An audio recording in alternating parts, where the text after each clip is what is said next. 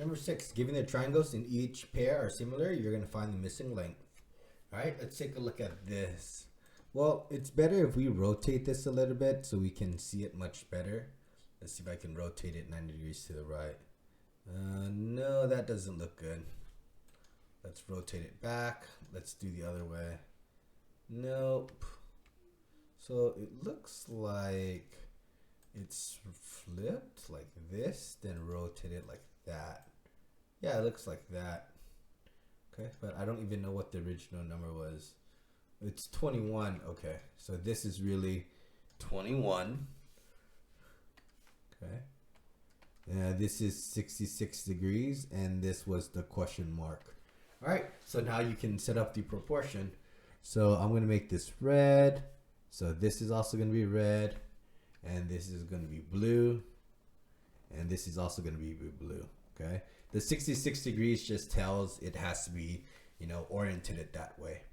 All right, so here you go. You can set up 56 is going to be divided by the blue, which is 104. It's going to be equal to the red here, which is 21, divided by your unknown, which is going to be, we're just going to make this x. Okay, and now we can just cross multiply. 56 times x, and then we have 21 times 104.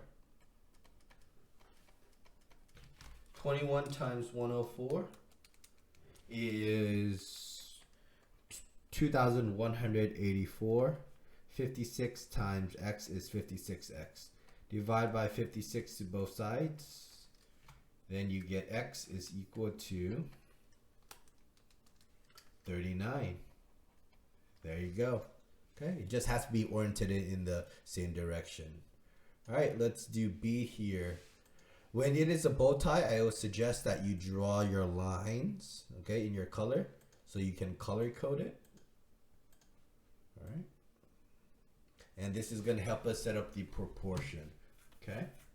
So the first one, I'm going to do the blue first. So 50, the blue first, 56, which is this blue, over the red, which is this 56, is going to be equal to the blue here, which is question mark.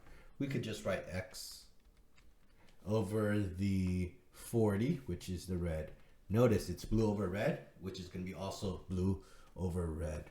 All right, now we can cross multiply. 56 times 40 is equal to 56 times x. Well, it doesn't matter because take a look.